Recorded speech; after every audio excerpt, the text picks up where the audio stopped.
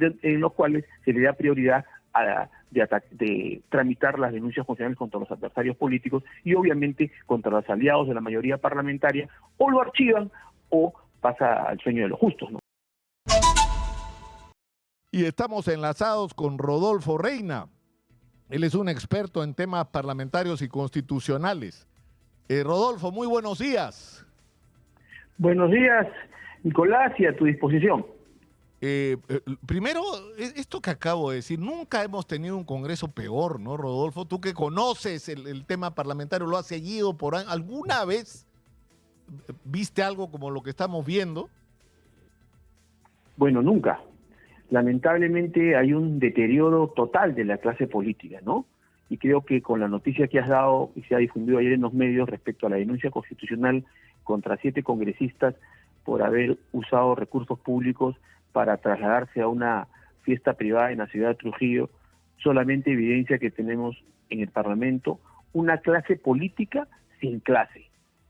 Y lamentablemente también hay que asumir nuestra responsabilidad para elegir a mejores candidatos, ¿no? Yo creo que eso es lo que está ocurriendo. Y como bien has dicho tú, tenemos un presupuesto récord de 1.412 millones de soles. Nunca antes ha existido. Ha habido épocas en el Parlamento funcionaba con 300 millones de soles. Y el hecho que se incrementara en 10 parlamentarios más no justifica este incremento del presupuesto. De los 1.412 millones, 923 van a ir este año 2025 a la planilla del Congreso. E inclusive en las disposiciones complementarias y finales que se ha dado en la ley de presupuesto 2025, lo más probable es que dejen personal nombrado para el nuevo sistema bicameral que va a existir, porque se han exonerado de una serie de normas de austeridad a efectos, claro. Y claro, para efectos de poder nombrar personal, y obviamente los nuevos congresistas del sistema bicameral ya van a recibir personal estable vinculado a los grupos políticos que están en el Parlamento. Y como tú bien has dicho, en el caso del Parlamento los trabajadores de confianza no son el 5%, son una excepción que está inclusive prevista en la ley de servir. ¿Por qué? Porque tenemos trabajadores de confianza en los despachos parlamentarios, tenemos trabajadores de confianza en las comisiones, tenemos trabajadores de confianza en las comisiones investigadoras, en las comisiones especiales, tenemos trabajadores de confianza en la mesa directiva, etcétera, etcétera, etcétera. Entonces, en realidad, es más del 5% en el caso del Parlamento, que es una excepción inclusive a la norma de la ley servicio. Claro, ¿no? Entonces, yo creo que... Además, Rodolfo, permíteme que te interrumpa, lo que pasa es que no solo... es decir, el problema que hay es que no solo... es decir, se está incluso rompiendo las barreras que la ley establece con estas excepciones para contratar más personal de confianza, sino que el personal que es contratado no se caracteriza por su calificación para el cargo, sino simplemente por ser del partido al que le toca ese cupo, ¿no es cierto? Tú tienes ese cupo, entonces tú lo llenas. ¿Con quién? Con tu gente, pues, ¿no es cierto? Ahora, si son buenos, son malos, sirven, no sirven, no importa. Lo que ha ocurrido es que ha habido lamentablemente una politización de la gestión administrativa del Parlamento, y esa tiene un vicio de origen, ¿no es cierto? Que sucede que cada mesa directiva que se renueva anualmente, al último cada vicepresidente, el primer acuerdo que toma la mesa directiva es repartirse las dependencias administrativas, y obviamente el criterio para contratar personal en esa repartija de dependencias administrativas es fundamentalmente la afiliación política, la afiliación inclusive o la vinculación con determinadas líderes de propietarios de universidades, etcétera. Entonces, la afiliación política lo determina la contratación de personal. Hay que tener en cuenta que la regla general en el Congreso no es el concurso público, no es la meritocracia, es la excepción. Aquí lo que se contrata es a las personas vinculadas a ese partido político que no necesariamente tienen el perfil profesional para desempeñar ese cargo. Y creo que, como tú has mencionado en tu comentario inicial, yo creo que esta supuesta red de prostitución que funcionaba en el Congreso, la cual le digo por los más de 20 años que he trabajado en el Congreso y la vinculación que tengo permanente con esta entidad a la cual le tengo mucho cariño y afecto, yo me niego a creer. Me niego a creer que pueda haberse llegado a este grado de degradación de la política. Pero sin embargo, obviamente las investigaciones están dando nuevas luces de este tema. Rodolfo, yo mismo ayer dije, voy a dudar. También voy a hacer de abogado. No, tal vez estamos exagerando con esto. y hablé con gente que está siguiendo esta investigación. Rodolfo, me pasaron las imágenes. Me pasaron las imágenes. Son impublicables, Rodolfo. Impublicables. Son imágenes pornográficas de una persona que está ofreciendo servicios sexuales. ¿Y dónde está esa persona? Ganando 7,000 soles en el Congreso de la República. Y quién sabe cuánto más por servicios extraordinarios. Sí, sí. No, por y Dios, lo que también, o sea, no puede ser. O sea, no lo puedo presentar, no solo por respeto a las personas, por respeto a los ciudadanos y porque me da vergüenza. Me da vergüenza, Rodolfo. Sí, yo creo que este hecho ha puesto de manifiesto también una ausencia de controles y la flexibilización de los requisitos para acceder a una posición laboral en el Congreso. Recuerdo que en el quinquenio 2006-2011 se hizo una modificación del reglamento interno de trabajo y se estableció requisitos como estudios de maestría, experiencia laboral, etcétera, etcétera. Lamentablemente, esos requisitos en los sucesivos reglamentos internos de trabajo se han ido flexibilizando y en honor de la verdad se ha flexibilizado muchas veces inicialmente para contratar a ex dirigentes políticos o ex parlamentarios que no tenían el perfil académico para poder desempeñar ese cargo. Entonces, esas flexibilizaciones han permitido pues que los filtros no existan adecuadamente y no se contrate a las personas idóneas y adecuadas, y más ha sido el criterio político. Ahora, sumado a ello, hay que tener en cuenta también que lamentablemente también se está trascendiendo que esta supuesta red de comisión, yo lo pongo en calidad de supuesta, también estas personas habrían participado de manera directa o indirecta en los procesos deliberativos del Congreso, ¿no es cierto? Entonces, eso de ahí ya tiene una connotación más política, ¿no es cierto? Ahora, yo creo que... Claro. Sí, entonces sí. Yo creo que es... Te escucho, Nicolás. No, lo que te quería preguntar para puntualizar, es decir, en este momento tenemos al frente esto de la fiesta del congresista Bazán, que ya está en la fiscalía. Pero el Congreso algo tiene que hacer. Como si hay una investigación abierta en la fiscalía ha llegado a la conclusión de que había un mal manejo de los recursos del Congreso de la República, en el Congreso que no se habían dado cuenta. ¿Y en cuántos otros casos más ocurre, Rodolfo? ¿En cuántos otros casos más está ocurriendo esto? Claro, lo que sucede es que, digamos, respecto al tema de la fiesta del congresista Bazán, ya ha habido una investigación y se ha formalizado una denuncia constitucional ante el Congreso. Sin embargo, lamentablemente, como hemos anotado en otras entrevistas, hay unas deficiencias en el proceso de acusación constitucional de contenido penal que requiere obviamente la aprobación del Parlamento. Entonces, como requiere la aprobación del Parlamento para continuar el proceso penal, lo que ocurre es que prima pues los acuerdos políticos y prima pues la mayoría parlamentaria, y va a ser muy difícil que esta acusación constitucional prospere. Por eso, una de las propuestas que se han planteado siempre de reforma desde mi punto de vista es eliminar el proceso de acusación constitucional referido al tema de contenido penal, puesto que en la medida que ha habido unas investigaciones de carácter técnico, etcétera, en la Fiscalía, lo que correspondería en todo caso que haya un fuero especial en la Corte, tanto en la Fiscalía Suprema como los jueces supremos, que sean los que tramiten estas denuncias de carácter de contenido penal, para evitar esas componendas políticas en el Parlamento, porque al último, ¿qué se convierte? En la dictadura de las mayorías parlamentarias. A los enemigos o adversarios políticos de la mayoría parlamentaria, obviamente van a tramitar con mayor facilidad y prontitud y con celeridad, y ha habido ejemplos del caso en los cuales se le da prioridad de tramitar las denuncias constitucionales contra los adversarios políticos y obviamente contra los aliados de la mayoría parlamentaria, o lo archivan o pasa al sueño de los justos, ¿no? Entonces yo creo que es necesaria una modificación que plantee por lo menos una modificación de este trámite de acusación constitucional, que desde mi punto de vista ya debería ser eliminado el tema del antejuicio, a efectos que un foro especial en la Corte, a nivel de la Corte Suprema, tanto en la Fiscalía Suprema como en el Poder Judicial, puedan tramitar de manera técnica. Inclusive esos fiscales y jueces supremos deberían ser titulares a efectos que garantice una cierta independencia en la investigación, porque lo que quiere es llegar a la verdad, ¿no?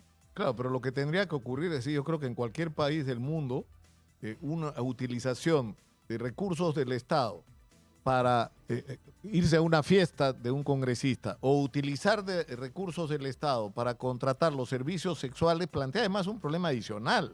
que no es solo un uso irregular de recursos públicos, sino estas chicas al final, Rodolfo, son víctimas, y son víctimas de explotación sexual.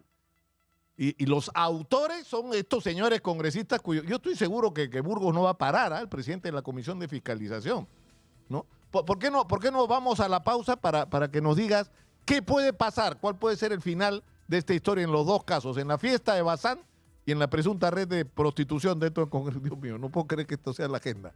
Pero vamos con ella. Vamos a la pausa, por favor, Rodolfo. Regresamos contigo. Estamos en Exitosa, 95.5 en la FM en Lima, canal 34 de Movistar, 6.1 en televisión digital terrestre. La voz de los que no tienen voz. Volvemos. La voz de los que no tienen voz. 95.5 en la FM en Lima, canal 34 de Movistar. Estamos en el 6.1 de televisión digital terrestre. Soy Nicolás Lúcar. Esto es Hablemos Claro. Y aunque parezca mentira, y no terminemos de creerlo, estamos discutiendo lo que hoy es la agenda del Congreso de la República. ¿Qué va a pasar con los congresistas que, según la investigación de la Fiscalía, se fueron de pachanga a celebrar el cumpleaños del congresista Bazán con la plata del Congreso? ¿Qué va a pasar en ese caso, Rodolfo? Estamos con Rodolfo Reina, especialista en temas parlamentarios y constitucionales. O sea, desde el punto de vista legal, ¿qué debería ocurrir con ellos? Bueno, en principio, todo congresista tiene varios tipos de responsabilidades, ¿no? Por una inconducta funcional, como esta, por ejemplo. Hay una responsabilidad penal que se ha materializado ya luego de una investigación fiscal en una denuncia constitucional que va a terminar en un procedimiento de la Subcomisión de Acusaciones Constitucionales y eventualmente, de aprobarse la acusación constitucional, se continuaría un proceso penal contra estos congresistas y serían suspendidos en el cargo durante el proceso penal que se inicie. Y que tendrá, según la tesis de la Fiscalía, se había configurado el delito de peculado doloso, que tiene penas entre 4 a 8 años. Ese sería en el ámbito pero penal. Rodolfo, lo que estás diciendo es que desde el punto de vista penal podrían ir hasta presos estos congresistas. Así es, claro que sí. Claro, lo que sucede es que, como te dije, hay una cuestión previa, que es que el Congreso lo apruebe, porque si el Congreso no lo aprueba, no van a poder ser procesados penalmente. Y conociendo los antecedentes y las alianzas políticas en el Parlamento, de pronto esto no va a suceder. Por otro lado, un congresista también tiene una responsabilidad ética. Independientemente de la responsabilidad penal, hay una responsabilidad ética, porque si aquí, como es la tesis de la Fiscalía, se habría utilizado recursos del Parlamento o actividades de carácter privado, como son participar de una fiesta, sin duda hay una responsabilidad ética, que tiene como sanción máxima 120 días de suspensión. Pero también conocemos la conducta de la Comisión Ética, que también, inclusive para el caso, entre comillas, de los mochasueldos, ha tenido sanciones bien benignas, como amonestaciones, suspensión de 30 días, etcétera. Y eso se debe también a un mal de origen, es que la Comisión de Ética está conformada por los grupos parlamentarios y también no está exenta de acuerdos políticos para blindar a sus colegas. Entonces, lo que se le plantea ahí es que la Comisión de Ética sea integrada por una junta de notables, elegidos de repente por el mismo Parlamento, pero que actúen con independencia para poder haber sanciones efectivas. En un Congreso que se respetara a sí mismo, lo que tendría que ocurrir es un frenazo. Es decir, a ver un ratito, acá hay una denuncia de la Fiscalía en el sentido de que ustedes han usado fondos, el Congreso podía celebrar el cumpleaños del congresista Bazán. A ver, que el tesorerío, quien fuera, ¿es verdad esto o no? Sesión especial, que hablen los congresistas. Si se confirma que esto es cierto, para afuera, por lo menos suspenderlos mientras avanzan las investigaciones. Pero ahora vamos a entrar en un trámite que puede durar hasta el 2026. Es cierto, y eso también genera una crisis de legitimidad del Parlamento, porque lo percibe pues como un Congreso que protege a su misma clase política, ¿no es cierto? Pero adicionalmente también el congresista tiene otro tipo de responsabilidad. Hemos hablado de la ética, de la penal y también una responsabilidad de una infracción constitucional. Sin duda, estamos ante un hecho que puede constituir un demérito político, un incumplimiento de los deberes funcionales del Parlamento, y eso puede constituir una infracción constitucional.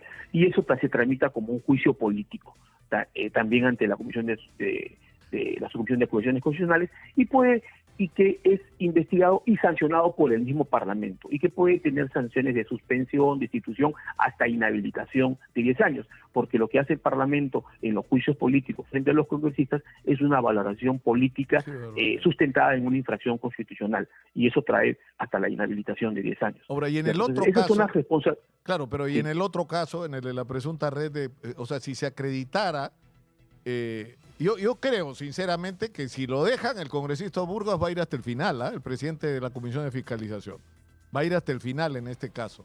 Pero si se acreditara que es verdad, que se han usado recursos públicos para contratar personas cuyos méritos tienen que ver con temas de su, digamos, servicios sexuales y no sus calificaciones, ahí yo te pregunto, estás hablando no solo de un mal uso del recurso público, ¿no es cierto?, sino estás hablando de un tema de explotación sexual.